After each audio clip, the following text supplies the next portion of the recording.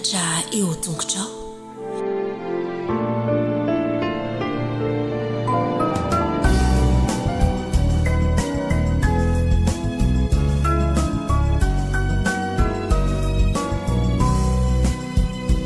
Enisaucanao Jesu malalo chachizao futona mamizao yanaranai antunguchao izahai izaipianachao kuambitenenale Jesu malalo izahai iainuchalanao kahilote nyavyamina itoetra betsaka wampunaya kuambitenenale Jesu malalo izahai iainuchalanao kahilote nyavyamina itoetra betsaka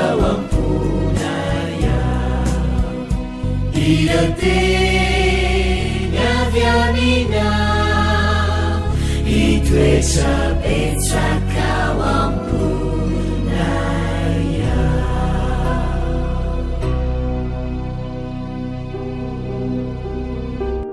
Eo amorontsiraka Kotor dia ahitana fiangonana maro, toerana hafakely alaovana eo amoron-dranomasina ary trano manambara ireo lasany.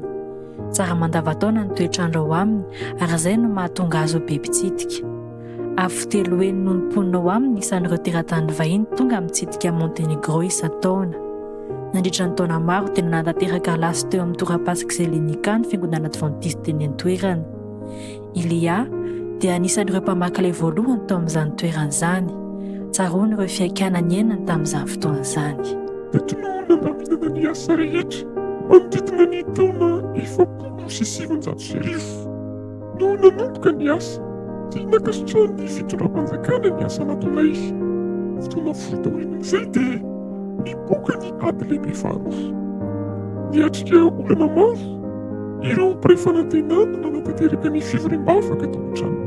Tsy nahazo alalana ivory izy ireo rehefa nianalefaka ny lalàna ary niala sasatra ny olona dia tsy maintsy tany an-tokantrano, tsy maintsy tany an-trano ny momra iray no nivavaka ny fiangonana.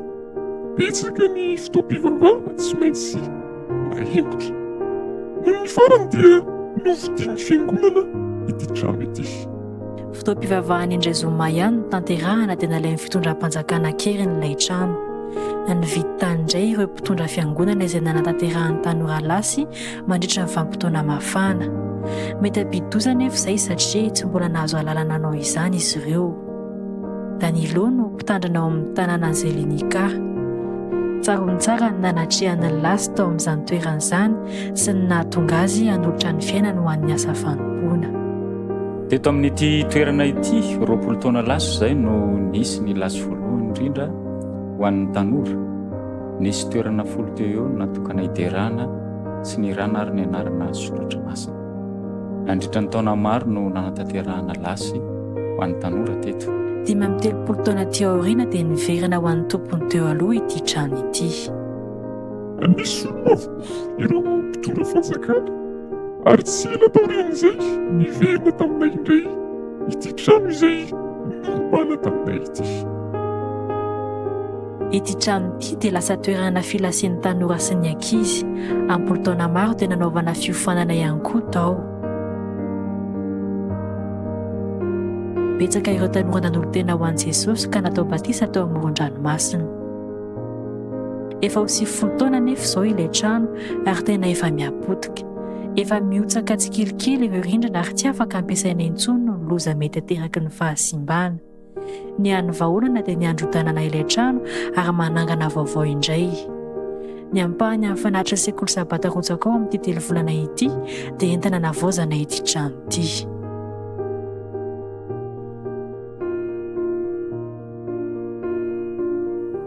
Satria manana fijery lavitra izay dia mivavaka ny mba ahavitanaingana ity trano ity. Tsy ho an'ny olona ety manodidina ihany fa ho an'ny tanora rehetra manerina ny union sy ny division misy anay. Nanapa-kevitra ny ampanofa ity trano ity ny fiangonana ho fanampiana amin'ny fanangonana ny vola ilaina ho fanarenana azy. Tia ny fiangonana avadika ho centre d'influence izy ity ho fanampiana ny fiarahamonina. Eto ambavaka ity tetikasa ao Montenegro ity. Eto ambavaka izany mba hahatonga amin'ny fon'olona maro ho voakasika. Misaotra anao manohana itony tetikasa itony amin'ny alalan'ny fanatry ny sekoly sabata.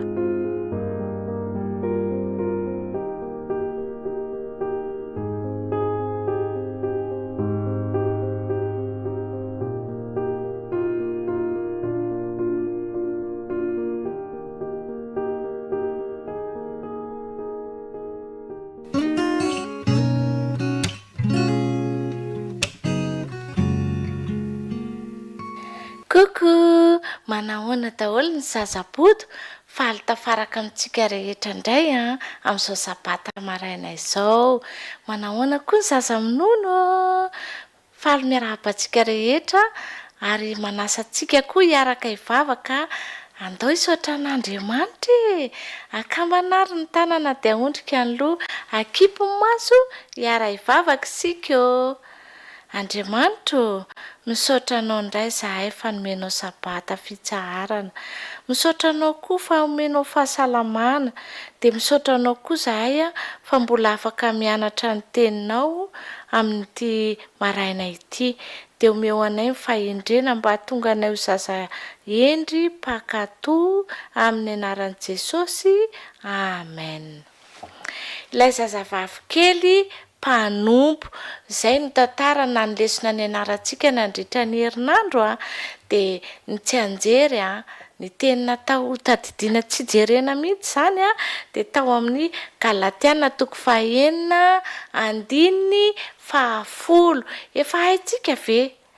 Raha mbola misy tsy mahay dia andraso aloha fa averiko ilay izy aoka isika hanao soa amin'ny olona rehetra. Aoka isika hanao soa amin'ny olona rehetra. Andao ary araka merina isika rehetra. 1, 2, 3. Aoka isika hanao soa amin'ny olona rehetra. Bravo! Haintsika tsara izany tsy anjery izany rehefa averimberintsika foana. Dia izao ary hijery ny fandaharana, hijery ny tantara indray izany isika izao dia mahazo toerana tsara, tsy mihetsiketsika, tsy mipelipelika, endry tsara daholo mijery an'izay fandaharantsika izay.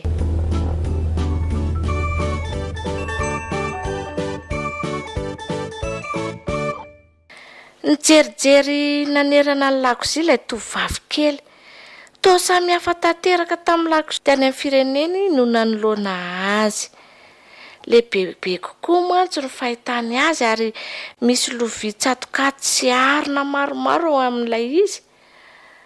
Nahay nahandro sakafo tokoa io zazavavy kely io Matetika izy no manampy ny reniny amin'ny fanaovana mofo sy fandrahoana sakafo. Dia nodin'ilay tovovavy kely indray ny tao amin'ny efitrano fihinanana. Samy hafa amin'ilay efitrano fihinanana efa nahazatra azy ihany koa ilay izy. Latabatra lehibe no hitany tao, lehibe lavitra noho ilay latabatra ny ankonany any amin'ny fireneny. Dia nahitako fafa tery anjoron-trano izy. Tery amin'ny latabatra kelikely kokoa anankiray no nitoeran'ireo lovia fihinanana tsara tarehy. Tena mahay mamafa trano tokoa ity tovovavy kely io.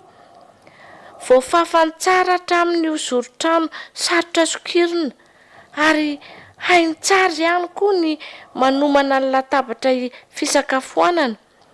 Efa nampianarin'ny neny mantsy izy. Fantany tsara fa ao an-tranon'ilay lehilahy mpiandraikitra ny tafika siriana izy ankehitriny. Nanana ny maha izy azy tokoa mantsy izany lehilahy izany ary miaramila mahafatra-po. Vao haingana izy no nitarika ny tafika hanafika amin'ny firenena nisy ilay tovovavy, izany hoe ny Israely, ka nivoaka ho mpandresy izy tamin'izany. Tampoka teo dia nisy vehivavy iray ny akanjo mavo manjelanjelatra niditra tao amin'ilay efitrano sady nitsiky tamin'ilay tovovavy. Ianao angalay tovavy kely no resanina mana vadiko e? Hoy ny navaly ny vadina mana. Izaho no vadina mana. Ho lasa mpanampy azy zany ianao. Avy? Andao asehoko anao avokoa ny zavatra tiako ataonao voalohany ry tovavy kely a. Mahaela malaka fa mindrery ilay ramatoa nitondra ilay tovavy kely ho any an'efitrano ambany riny. Nanaraka ny vadina mana ilay tovavy kely. Notondroy ny vadina mana ny fandriana. Hitan'ilay tovavy kely fa mila lamina ilay izy. Nasain'ny vadina mana napirina ilay fandriana izy. Rehefa avy eo dia namafa io efitrano io sy ny fanaka ao anatiny. Tsy ela akory dia nahazo aina tamin'ny fanaovana ireo asa tokantrano marobe izay nampanaovy ny vadina mana azy isan'andro ilay tovavy kely. Miasa mafy mandritra ny ora maro ao anatin'ny iray andro izy matetika. Tsy mba nitaraina na nomenimenina nefa izy a. Nampianarin'ny ray aman-dreniny ho tonga mpanampy mavitrika mantsy izy ka nanao ny asa arak'izay tsara indrindra vitany. Mba te hilalao any an-tokotany izy indraindray, kanefa tsy nandao ny asany mihitsy izy raha tsy efa vitany avokoa ny raharaha rehetra. Tsikaritry ny kapitenina mana sy ny vadiny ny hatsarahan'ny asan'ilay tovavy kely. Mety tsara avokoa izay zavatra nataony. Tsy mba mitsokan-daharana amin'ny asa mafy izany mihitsy izy. Sady tsy midongy izy no tsy mitaraina. Mitsiky mandrakariva izy rehefa miasa. Mba alaivo tsara an-tsaina anie izany mpanompo sady mitsiky no miasa izany. Mahafinaritra tokoa izy. Mahay manao sakafo matsiro izay tena tiana mana mivady mihitsy izy.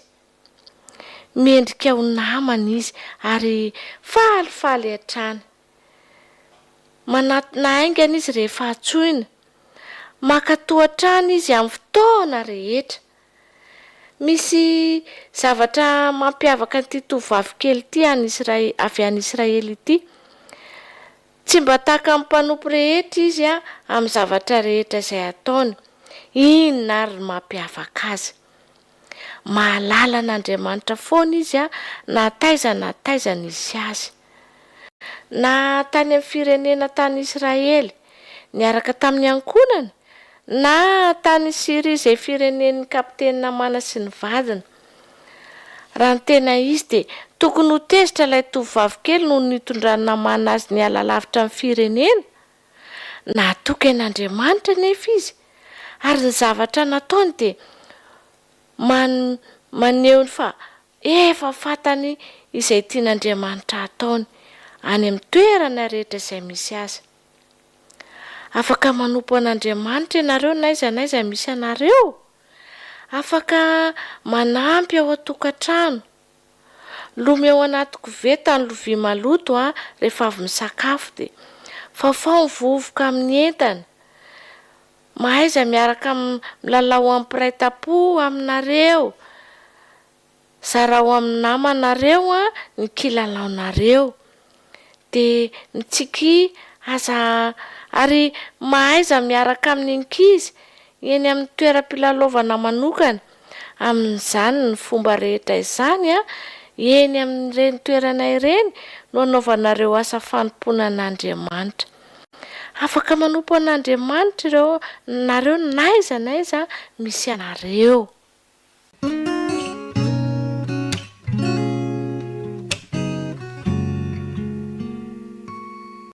Amin'ny fofeno arafona tokoa rakisy namako no hiarabako anareo amin'izao sabata mahafinaritra indrindra izao. Ny fandriako etỳ am-piandohana dia ho sabata santatry ny sabata iarahantsika amin'i Jesosy any an-danitra anie ity sabata ity. Tonga indray ary ity ny fotoana ahafahantsika miaraka mamerina eto ny lohahevitra fahadimy manao hoe fifaninanana hafakely, fifaninanana hafakely. Andenge rahantsika mamerina ny andalateny izay nataontsika tsy anjery taiza moa nahitantsika izany ao amin'ny Matthieu 5:1-10. Matthieu 5:1-10 manao hoe aoka hazava eo mason'ny olona ny fahazavaanareo mba hahitany ny asa soa nataonareo ka hankalazany ny rainareo izay any an-danitra. Andaonga averina tsara e, aoka hazava eo mason'ny olona ny fahazavaanareo ka ahitany ny asa soa nataonareo ka hankalazany ny rainareo izay any an-danitra. Matthieu 5:1-10. Eny tokoa rakizy namako, manana hafatra mafonja ho azy ianao Jesosy androany, dia tsy inona izany fa tia no fantatritsika fa manampy antsika tokoa ange Andriamanitra rakizy ary sitrany indrindra raha ny fiainantsika manontolo dia ho fitaovana iray entina hanehoana amin'ny voninahiny amin'ny hafa. Ka dia sitrany raha mankalaza azy mandrakariva itsika eo amin'ny fiainantsika rehetra. Dia andao indray ary ho arahantsika ny tantara.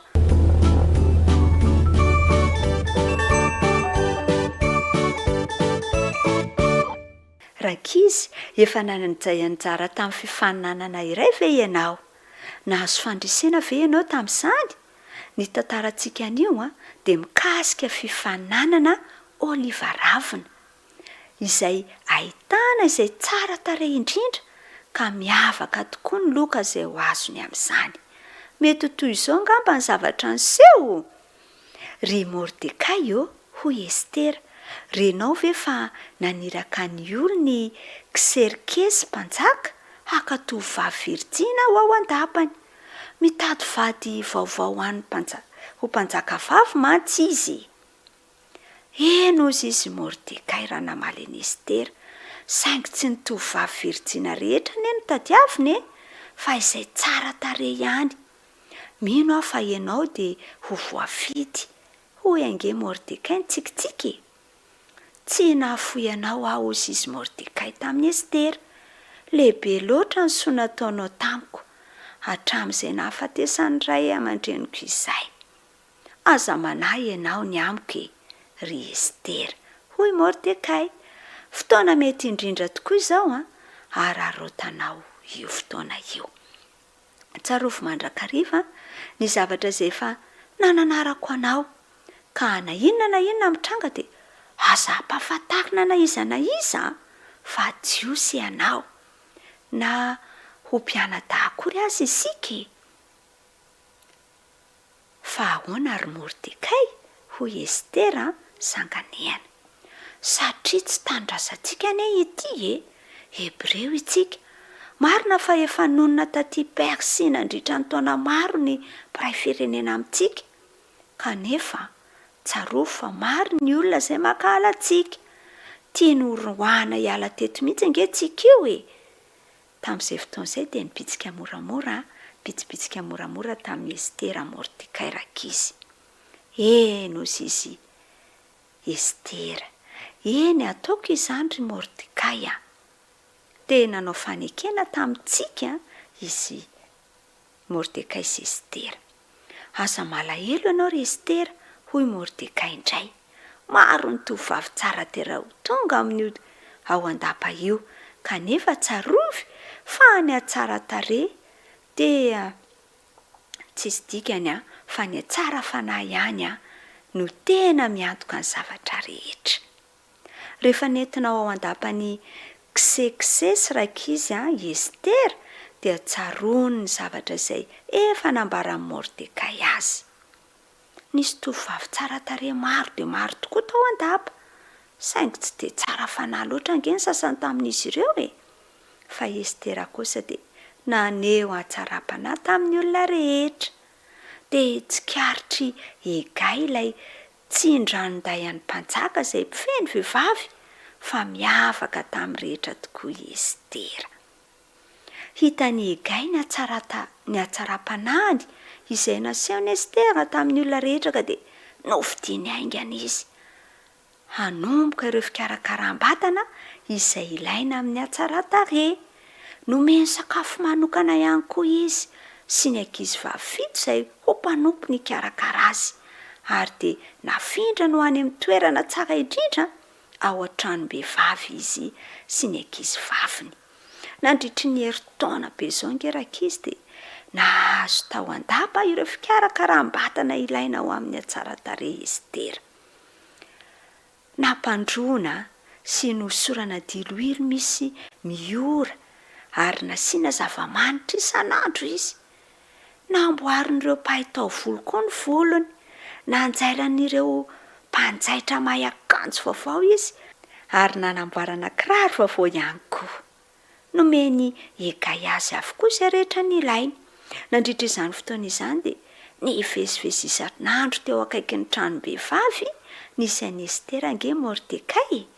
Tsy afaka niresaka tamin'ny Estera nefa izy ary Estera koa dia tsy afaka niresaka taminy, saingy afaka ny fampitasan-davitra ihany izy ireo. Tian'ny Mordekay ho fantatra mantsy hoe mandeha tsara ve ny zavatra rehetra ny Estera, nefa tsy tiany ho fantatry ny olona hoe mpihavana izy ireo, satria raha fantatry ny olona fa mpihavana izy ireo dia ho fantany fa jiosy Estera. Indray andro dia nanatona ny Estera tamin'ny mpitsikitsikina rakizy Egay. Ry Estera, tia hitanao ange mpanjaky? Zany ve? Inona no tokony ataoko amin'izany? Inona no lazaiko azy? Izay rehetra tiana ho lazaina dia lazao hoy Egay nitsikitsiky. Nangitangitaka be ihany rakizy Estera tamin'izay fotoana izay. Tsy nahita zavatra ho eritreretina akory hoe inona re no lazainy fa hoy Egay taminy hoe aza manahy ianao ry Estera, mino aho fa ho tianao ny mpanjaka sy ny olona ao andapa. Marina tokoa ny voalazany Egay rakizy. Nahita fity teo mason'ny olona rehetra Estera, indrindra fa teo mason'ny mpanjaka. Tiany dia tiany mihoatra n'ireo tovovavy hafa rehetra izy ary hitany ny hatsara tarehy sy ny hatsara fanahy Estera, koa dia novidiana ho mpanjaka vavy ho vadiny Estera.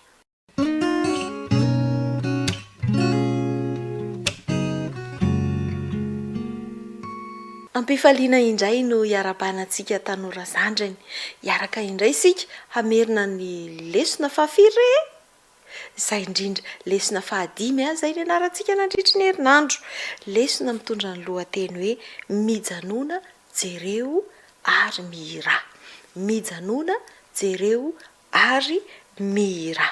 Andeha ary ho ataontsika ny tsianjery. Jehovah no heriko sy fiterako, fa efa famonjena ahy izy. Izy no Andriamanitro ka hankaralaza azy aho, dia Andriamanitry ny razako ka hanandratra azy aho. Exodosy 15:2. Fitiantsika kely indray ary izay ny anarantsika nandritry ny herinandro. Lasa any amin'ny tantaran'ny zanak'Israely indray ny lesona izay ny anarantsika, fa navelantsika tany indray aloha ny makasika ny Noa sy ny sambo fiara, ireo biby marobe sy ny ankohonany. Efa nitombo be izy ireo ka rehefa nandeha ny fotoana dia tonga aty amin'ny tantaran'ny zanak'Israely. Tsy midika akory izany hoe adinoy ny tantaran'ny Noa, natao angalana lesona foana izany. Fa izao rehefa niala tao amin'ny tany Egipta ny zanak'Israely, efa tafavoaka tao izany izy dia nandeha tao anatin'ny tany efitra dia tonga teo amoron'ny ranomasina mena. Ny zavatra nahavariana dia izao, tapidalakale izy ireo, tsy misy azo ale intsony. Ranomasina eo aloha ary tendrombohitra be manodidina azy, tsisy tapidalakale. Tsy tsara ny toerana izay nahatongavan'izy ireo, tsy tonga lafatra izany. Nampananten'Andriamanitra fa hanomian'izy ireo tany tsara indrindra izay holovany, kanefa ankehitriny ny toerana izay nefa ranodiany tamin'io fotoana io dia teo amoron'ny ranomasina mena izay natapidalakale tanteraka an'ireto vahoakan'Andriamanitra ireto. Nisy dikany nefany ny namelan'Andriamanitra azy teo. tian'Andriamanitra ho hitan'izy ireo ny heriny, tian'Andriamanitra ho tsapan'izy ireo fa mikarakara azy ireo isan'andro izy. Dia hitantsika ny tantara nandritry ny herinandro izay nianarantsika fa namonjy ireto zanak'Israely reto Andriamanitra tamin'ny fomba mahagaga. Namonjy an'izy ireo tamin'ny fahavinirany ireto Egiptianina ireto izay nahatsapa fa very olona hanompo azy, izay nieritreritra fa hoe iza indray no hanompo antsika, iza no hanao ny asa. Tamin'ny katezerana no niverenany hanenjika ny zanak'Israely. Ary rehefa nahita n'izany atezerana izany reto zanak'Israely reto, very hevitra ny monimonna, haintsika tsara ny tantara. Kanefa ny Andriamanitra dia niteny hoe ahoana? Naseny ny andro izy, naseny ny jery izy, dia rehefa avy eo hidera azy. Ary izay tokoa zavan'izy. Niandry izy tamin'iny alina iny, namety toromarika ny Mosesy Andriamanitra, nasian'Andriamanitra fisarahana tanteraka teo amin'ny Egiptianina sy teo amin'ny zanak'Israely, ary nosokafan'Andriamanitra ny lalana izay nahagaga tokoa, fa lalana nisokafana teo anivon'ny ranomasina. Haintsika tsara ny tantara ary aizina tanteraka ny tany amin'ny Egiptianina. Hitantsika fa tafita ny zanak'Israely. Rehefa tonga teny ampita izy dia nitarika fiderana ho an-drareo izany famonjena izany. Tian'Andriamanitra ho tsapantsika ihany koa ankehitriny fa azon'Andriamanitra atao ny mamonjy, ary tian'Andriamanitra ho tsapantsika foana izany heriny mitantana antsika izany. Tiano atoky azy mandrakariva isika eo amin'ny fiainantsika, satria manao fahagagana ho antsika izy ary manao ny tsara indrindra ho antsika izy. Indraindray toa tahaka ny an'ireto zanak'Israely reto angano toerana misy antsika, toa tsy tonga lafatra, toa zava-manahirana, toa tapidalakale. Dia izao ny afatra izay nomeny lesona antsika: miandrasa, mijery, avy eo dia maninona? Mihira. Ny lesona nampianarina antsika izany dia nanampy antsika fantatra fa ilaintsika ny mankalaza an'Andriamanitra noho ny famonjena izay omeny antsika. Ilaintsika ny mitoky amin'Andriamanitra fa hamonjy antsika mandrakariva izy eo amin'ny toe-javatra izay iverintsika fa toa ohatra ny tapidalakale. Ny zavatra angatana amintsika dia ny matoky azy ary mametraka ny fiainantsika aminy manaraka ny sitrapony. Andeha indray isika nanapa-kevitra amin'ity herinandro ity tamin'ny alalan'izay lesona izay, nanapa-kevitra fa hametraka ny fiainantsika eo amin'Andriamanitra, atoko ny fitantanany ary miandry dia mijery ny famonjen'i Jehovah. Rehefa vita izay dia midera sy misaotra azy noho ireo zavatra lehibe izay nataony tamin'ny fiainantsika. Izay indray ary ny lesona ny anarantsika nandritry ny herinandro dia mirary soa ny tanora zandrany tsirairay avy. Mazotoa mianatra ny tenin'Andriamanitra, mandra-peona indray ary.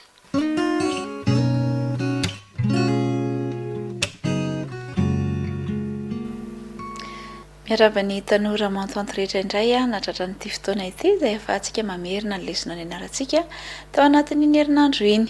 Lesona fahadimy ny anarantsika izay mitondra lohateny hoe ny tovolahy sy ny tovovavy fizarana voalohany. Ny tovolahy sy ny tovovavy ka ny fizarana voalohany no ny anarantsika tamin'iny herinandro iny. Dia amerina ny senjery sika izay hitantsika ao amin'ny Genesis 5:1-2.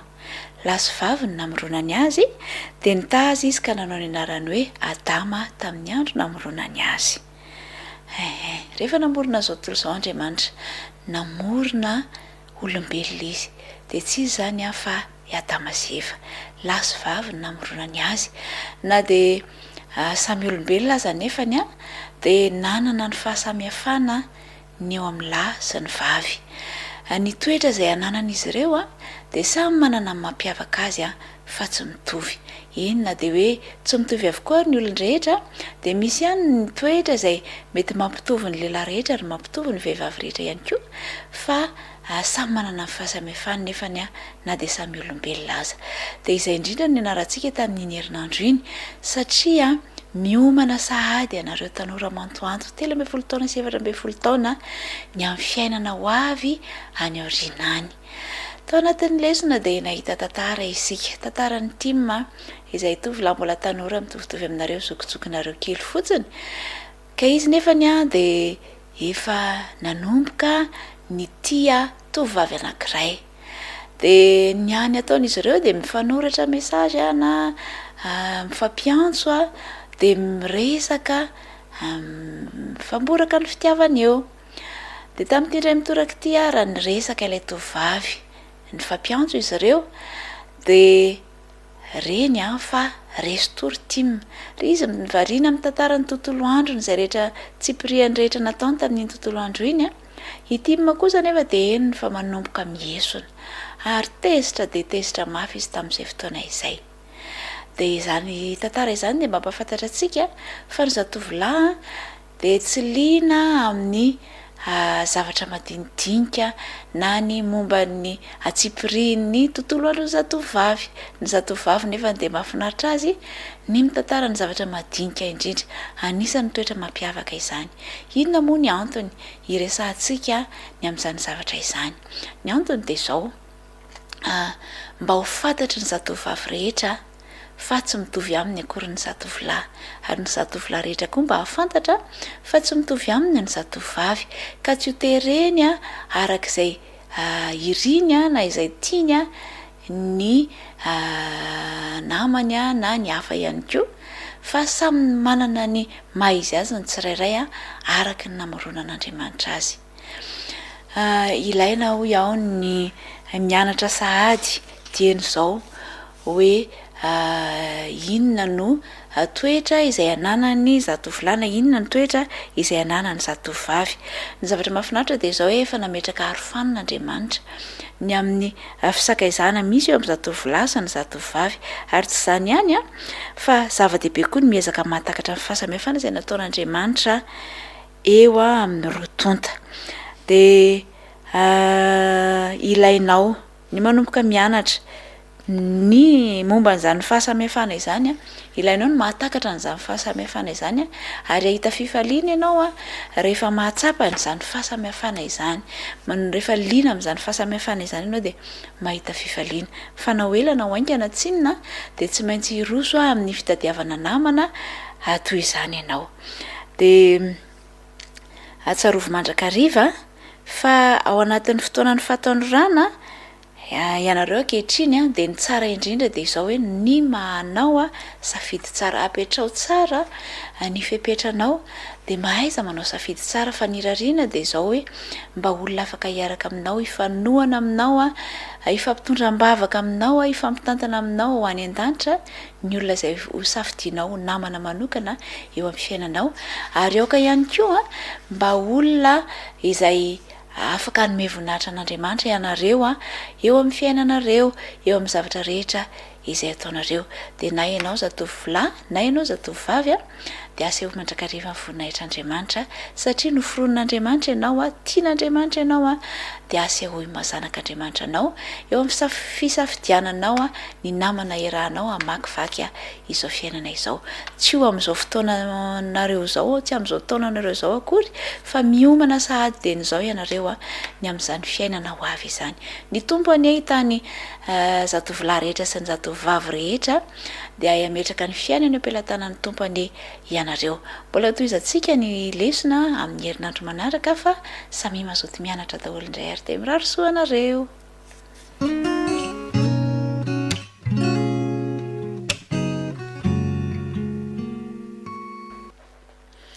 dia tonga indray ny sabata isaorantsika Andriamanitra satria tratra ny sabata isika misy lohateny anankiray izay ny arahantsika ny anatra overintsika anaovantsika fanandramana indray androany fijery farany feno fiandrandrana fijery farany feno fiandrandrana misy ndray fijery farany tsy afaka mendrandra fa tonga dia mitanondrika satria efa zay ny farany ko fa eto zany rehefa miaraka amin'Andriamanitra misy fijery efa farany fa feno fiandrandrana zany fijery zany ary irariana ny fijerinao koa mba miandrandra fa tsy miondrika mandrakariva amin'iny telefona iny dia ozy indray ianao zay indray le telefona ataontsika parenthèse zay kanefa mampieritreritra ihany fa tsika tonga lasa miondrika foana dia naleatoko atao raha misy fiatraikany faoka itsika mba ho fieno fiandrandrana satria rehefa tonga nge Jesosy dia hiandrandra ianao ka raha tsy zatra mendrandra ianao fa niondrika foana mety ho sahirana ihany ianao hijery a jesosy ho tonga eny am'y raony lanitra izay fanantenana lehibe tsy maintsy ho tanteraka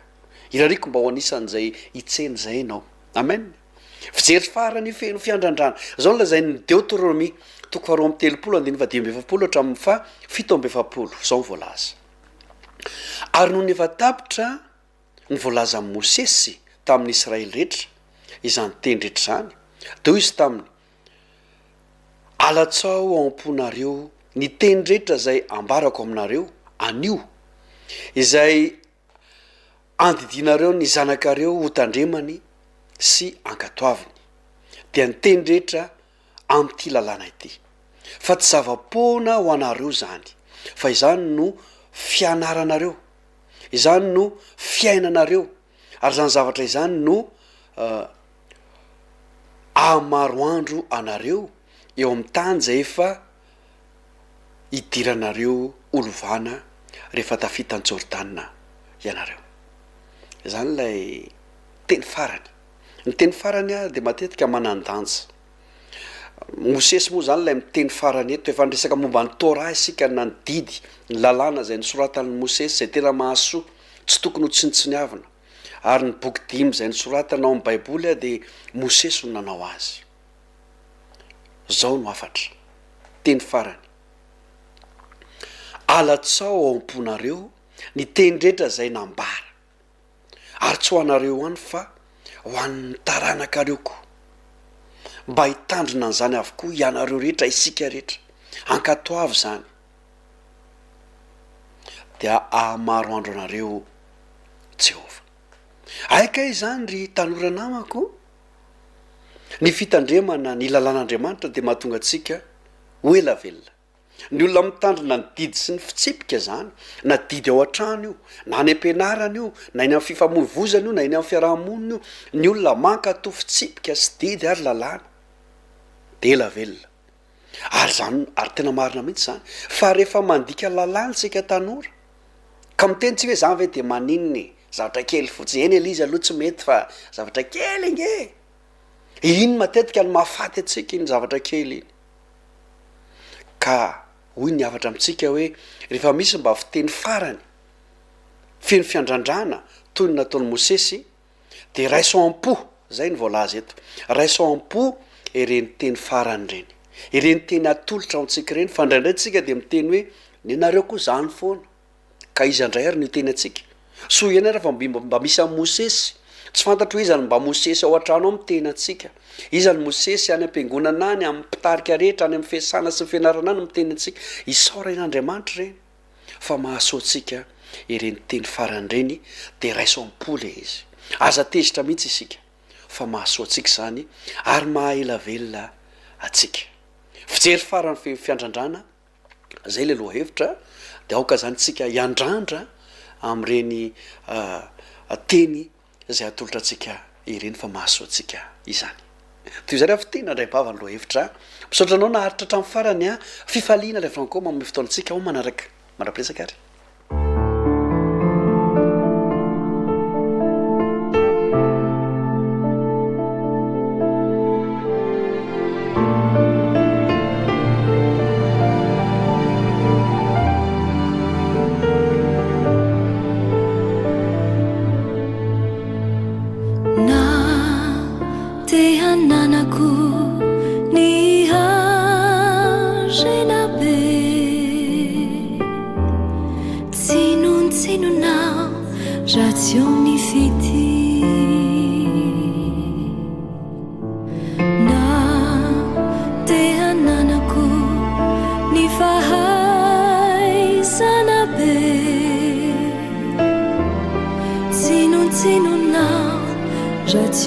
Fiti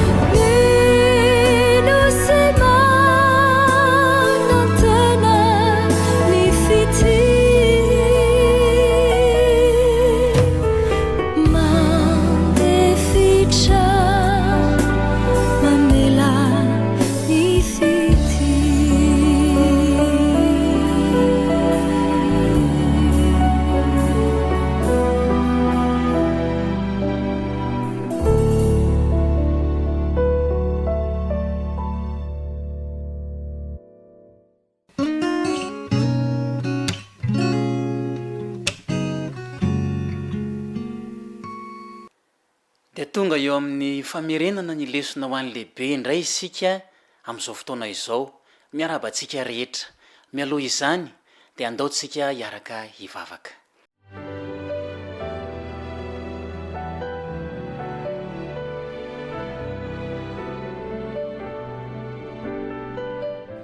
rainay izay ny an-danitro misaotranao izahay fa afaka miaraka mamerina indray ny lesony lehibe amin'izao fotoana izao.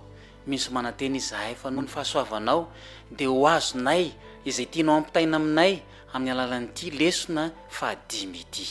Amin'ny anaranao Jesosy no angatahanay ny vavaka. Amen.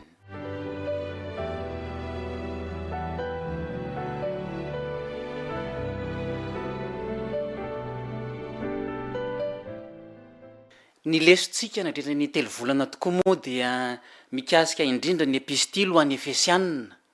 Fantatritsika tsara zany fa ny lesona fahadimy izay natao averina amin'ity androany ity dia mitondra lohateny hoe fanavotana marindrano, ny azo fijaliana sy ny fiangonana. Fanavotana marindrano, ny azo fijaliana sy ny fiangonana. Tadidinao ve ny toko sy andininy fototra izay nataontsika tsenjery ao amin'ny Efesiana toko 2:17 sy ny 4:10. Ndao hoe arahantsika mamerina hoe fa ankehitriny kosa ao amin'ny Kristy Jesosy ianareo izay lavitra fahiny dia efa nampanakaiken'ny rany Kristy, fa izy no fihavanantsika izay nairay antsika rodonta. Efesiana toko 2:17 sy ny 4:10. Ndao verina kely indray mandeha hoe fa ankehitriny kosa ao amin'ny Kristy Jesosy ianareo izay lavitra fahiny dia efa nampanakaiken'ny rany Kristy, fa izy no fihavanantsika izay nairay antsika rodonta. Efesiana toko 2:17 sy ny 4:10. Efesiana toko 2:1-2 no resahantsika dia mitondra antsika amin'ny diray izay manomboka amin'ny firenena roa mifanohitra ary mifarana amin'ny fanorenana tempoly izay naorina izy ireo tao anatin'ny fiadanana. Ary Kristy ny fototra ilay tempoly sy feta izay nandrafetana izany tempoly izany. Nandritra io dia ataon'izy rodonta io dia nampiavana ireo tokony olona roa ireo Jesosy, nandrava ireo rindrina izay nampisaraka azy ireo ary nahatonga azy ireo iaina ampiadanana. Inona ny fitoviana hitanao eo amin'ireo antokony olona roa ireo sy ireo mpino izay mandravitra ny tempolin'Andriamanitra ankehitriny ny iainantsika izao? Hojerentsika ary ao anatin'izao famerenana lesona zao voalohany ao amin'ny Efesiana toko 2:1-12 sy ny 4:12 ny hoe fisarahana. Dia hojerentsika ihany koa ny fampihavanana ao amin'ny Efesiana toko 2:13 sy 4:12. Ho hitantsika eo ihany koa le efitra rava Efesiana toko 2:13 sy ny 14. Hojerentsika eo fa efatra hafatry ny fiadanana Efesiana toko 2:17 sy ny 14. Ary ho hitantsika amarana anazy ny tempolin'Andriamanitra Efesiana toko 2:7 ka hatramin'ny 2:20. Manasanao ary andray ny Baiboly dia hojerentsika le Efesiana toko 2:1-12 sy ny 12 iresahantsika amin'ilay hoe fisarahana. Ao na mivaky ny teny amin'ny anaran'i Jesosy. Koa tsarovy fa ianareo izay jentilisa araka ny nofo ka nolazain'ny voafora ny tanana teo amin'ny nofo hoe tsy voafora. Eny, tsarovy fa tamin'izany andro izany dia tsy nanana ny Kristy ianareo, fa oloko azy amin'ny fanjakan'i Israely ary vahiny tamin'ireo faneken'ny teny fikasana, dia tsy nanana fanantenana sady tsy nanana n'Andriamanitra teo amin'izao tontolo izao. Efesiana toko 2:1-12 sy ny 12. Naniratsira ny jentilisa ny jiosy satria tsy voafora ry zareo, ary naniratsira ny jiosy koa ny jentilisa noho ny famorana azy ireo, saingy lalina kokoa noho ny famantarana ivelany nefa ny fahasamihafana misy eo amin'ireo vahoaka roa ireo. Talohan'ny nahalalany jentilisa ny Jesosy dia tsy nahalala ny tena lalan'ny famonjena izy ireo tsy nalala izy hoe ahoana ny lalan'izany famonjena izany. Tsy anisan'ny vahoaka nofokian'Andriamanitra izy taloha, tsy nanana anjara tamin'ilay fanekena natao tamin'ny Israely izy taloha, tsy nanana fanantenana izy ary tsy nanana Andriamanitra izy. Ahoana no ahafahantsika manampy ireo izay ao anatin'ny tontolo toy izany amin'izao fotoana izao, ireo olona izay tsy manana izany rehetrarehetra izany? Fa noho Jesosy Kristy dia misy ny fampihavanana. Ndoindray jerentsika ao amin'ny Efesiana 2:7-7 sy ny 8 vakitsika. Efesiana 2:7-7 sy ny 8.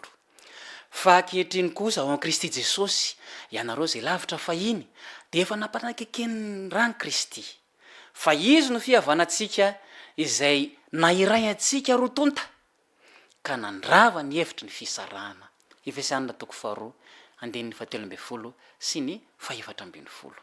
Tamin'ny fanekenan'i Jesosy dia nahita firaisan-kina sy firalahiana ny jiosy sy ny jentilisa. Ireo zay lavitra fahiny ny jentilisa zany dia efa akaiky ankehitriny navotana toy ny jiosy izy ireo. Teo ampototry ny azo fijaliana no nandaozany jiosy sy ny jentilisa ny fifankalana. Manafoana ny fifandrafiana ny azo fijaliana mitondra fiadanana. Mahafinaritra mihitsy.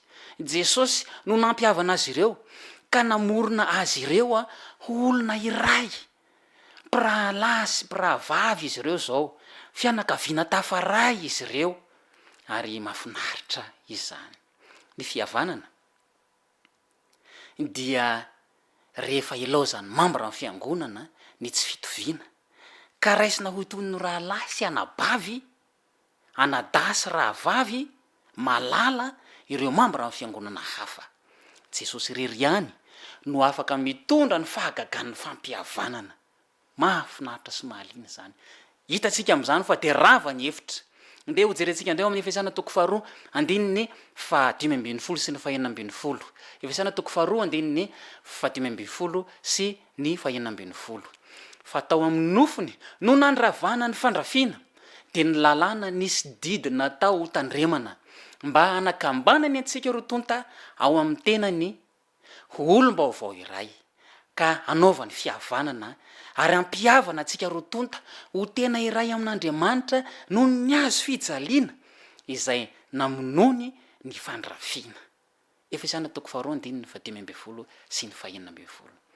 Ka mba hatanteraka ny firaisan'ny jiosy ny jentilisa zany dia nandrava ny rindrina izay nampisaraka Jesosy, ary tao amin'ny nofony no nandravany ny fandrafiana dia ny lalàna nisy didy natao ho tandremana. Ao amin'ny 9:10. Nandrava ny didy 10 vera zany Jesosy. Raha izany mantsy no izy nahoany Paoly no nampirisika ny fiangonana hanohy hitandrina azy ireo. Ankoatra izany, iza no hanohitra ny famonoan'olona na ny alatra. Nanonona ny reto didy ireto Paoly. 5 ny didy 5 zafady 9 andininy 2 sy ny 7. Ny didy 7 andininy 5 5 andininy 7. Ny didy 9 4 andininy 9. Ny andininy 7 4 andininy 5. Ny 10 5 andininy 5. Ny lalàna nampisy fifandirana teo amin'ny jiosy sy ny jentilisa dia le lalàna seremonialy zany izay nataon'ny jiosy ho fahazahoam-pamonjena, ary nanampiny didy manokana noforoniny zany araka ny hita amin'ny asan'ny apôstôly 2:15 Kolosiana 2:2 sy ny 2:20, araka ny hita ao amin'ny Galatiana 2:2 reny zany dia nampy lalàna noforonina nisy didy nataony ho tandreman'olombelona ary niteraka fisarahana izany. Fa noho Jesosy Kristy dia nisy ny firalahiana, nisy ny fihavanana, nisy ny afatra ny fiadanana, ao anandray nyvoalaza ao amin'ny efesiana toko faharoa andininy fahafito amby folo sy ny fahavalo ambin'ny folo zao ndray nyvoalaza ao ary tonga izy ka nitory teny soa mahafaly milaza fihavanana taminareo izay lavitra ary fihavanana tamin'izay akaiky koa fa izy no ananantsika rotonta fanatonana amin'ny fanahy iray ho any amin'ny ray mahafinaritra izany fanambaran'ny apôstôly paoly zany efesiana toko faharoa andiny fito amby folo sy ny fahavalo ambin'ny folo mahita ny fahatanterahany Isaia toko faharoa amby dimapolo andiny fafito sy ny Isaia toko fafito amby dimapolo andiny fasivy amby folo paoly ao amin'ny efesiana io Kristy efa nitory tamin'ny alalan'ny apôstôly ny filazantsara ny fiadanana tamin'ny jentilisa zay lavitra fahiny sy ny jiosy izay akaiky mahafinaritra izany nanome atsika ny fiadanana Jesosy araka ny tao amin'ny Jaona toko faefatra amby folo fito amby roapolo fiadanana nomeko anareo izy no fihavanantsika efesiana toko faharoa dia faefatra amby folo ary na iza toriana ny filazantsara de toriana ny fihavanana na aiza natanterahana izany de toriana ny fihavanana toriana ny fiadanana azany apôstôly toko fahafolo andiny faina amby telopolo tokony hitady fihavanana zany isika ary hikatsaka fiainana mihavana amin'ny olona rehetra hebreo toko faharoa amby folo andiny faefatra amby folo tesaloniana voalohany toko fadimy andiny fahatelo ambin'ny folo ary ny romanina toko faharoa amby folo andiny fahavalo mahafinaritra izany inona no mitondra ao antsika izany fiadanana izany ny fahalalana fa voavela eloka sy ny fahalalana fa voavitra ary vita fihavanana amin'Andriamanitra isika romana toko fadimy andininy voalohany noho izany mirafitra eo ny tempolin'Andriamanitra miray eo ilaina tsona na ny lavitra na ny akaiky nefa kitsika ao amin'ny efesiana toko faharoa andininy fasivy amby folo ka hatramin'ny faharoa amby roapolo efesiana toko faharoa andiny fasivy amby folo ka hatramin'ny faharoa amby roapolo koa de tsy mba vahiny sy mpivahiny itsony ianareo fa tompo tany mpiray fanjakana amin'ny olona masina sady ankohonan'Andriamanitra natsangana teo ambonin'ny fanorenan'ny apôstôly sy mpaminany ary Kristy no Jesosy no fehizoro indrindra ao amin'ny rafetany rafitra rehetra mitombo tsara ho tempolo masina ao amin'ny tompo ary ao aminy no miaraka orona koa ianareo ho fonenan'Andriamanitra amin'ny fanahy efesiana toko faharoa andiny fasivy amby folo ka hatramin'ny faharoa amby roapolo teo amin'ny hazo fijaliana de nandrava ny fisarahana rehetra teo amin'ny mpino Jesosy ankehitriny izy ireo de afaka miara-miasa toy ny fanorenana iray trano ara-panahy izay mandravitra ny tempolo masina mahafinaritra izany firaisana izany Jesosy Kristy no fehizoro izay joroany tempoly ny baiboly ny fampianaran'ny apôstôly sy ny mpaminany no fototra iorenany ny fanahy masina no mandrafitra ny singa tsirairay sy mitondra fitombona eo amin'ilay fanorenana mipetraka tsara mirafitra tsara izany fanorenana izany amin'ny alalan'io fanoharana io no amitinany Paoly ny fanehoany mahakasika ireo antokony olona roa ireo izavy ny jiosy izay akaiky ny jentilisa izay lavitra fahiny teo amin'izay nisy rindrina taloha dia misy ny firindrana ankehitriny miara-miasa isika rehetra mitombo ao amin'ny fanahy iray ao amin'ny Kristy mahafinaritra ny fanambarana izay nataon'ny apôstôly misy afatra nentin'ny ilay mpanoratra kristianina ao amin'ny Testimonies for the Church de zao ny fanambarana ao vakinantsika tsy manana modely enina ho arahana isika na 5 fa iray ihany de Kristy Jesosy no modelitsika raha ireo anada italiana ireo anada frantsay ary ireo anada alemana no miezaka ny anaka azy dia ametraka ny tongony eo amin'ny fototry ny fahamarinana iray izy ireo izay fanahy mitoetra ao anatin'ny iray ihany no mitoetra ao anatin'ny ray hafa ihany koa Kristy ao amin'izy ireo ilay fanantenana ny voninahitra mampitandrina anareo ao raha nadasy raha vavo ihany ilay mpanoratra kristianina mba tsy hanorona rindrina mampisaraka noho ny firenena amin'ny aviana ny mifanohitra amin'izany ka tsao mandrakariva ny andrava izany na aiza ahitana azy tokony ezaka isika hitondra andrehetra ho ao amin'ny rindrina izay misy ao am' jesosy miasa ho amin'ny tanjona tokany dia ny famonjena ny mpiarabelona amintsika tsara ny afatra zay nomen'andriamanitra tamin'ity lesona fahadimy ity ny tompona etahntsika tsirairay avy mba hampiatra izany azadino iray isika tsirairay avy iny indetsika anatanteraka ny fanatitra ho fampandrosoana ny asa maneran-tany ka anatanteraka izany tsika ao anatin'izao fekira izao aorena zany dia hivavaka isika.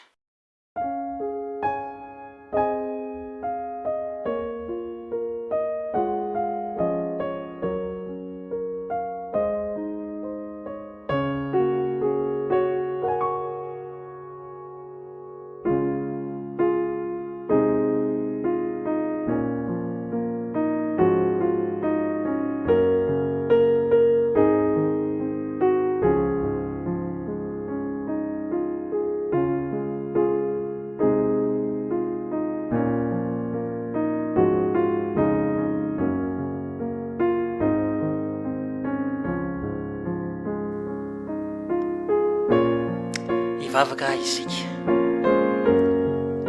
raha inay zay ny an-danitro misaotra anao izahay no ny teninao sarobidy nomenao anay tamin'ny alan'ny lesona fahadimy fa ay izahay efa iray ao aminao Jesosy Kristy efa rava ny hevitra zay mampisaraka taloha fa noho ny azo fijaliana dia tafaray izahay rehetra tsy misy na jiosy na jentilisa tsy misy hafa firenena na iza na iza fa iray ao aminao na iza na iza tompo malalo tehirizo amin'ny alan'ny fananao masina zay mba ho iray tanteraka ka ho fantatra zao tontolo zao fa ira zanakao izahay satria iray ao aminao mifankaty tompo ampitomboy ny finoanay amin'ny alalan'izany teny izany ka no fampiarana ane izahay rehetra ny fanatitra zay natolotra tamin'ity androany ity dia hatanteraka ny asa ny ao fampandrosoana ny asa maneran-tany ane izany mba ho voninahitra ny anaranao amin'ny anaranao Jesosy mahavonjy ilay nampiray anay no angatanay izany vavaka izany amen.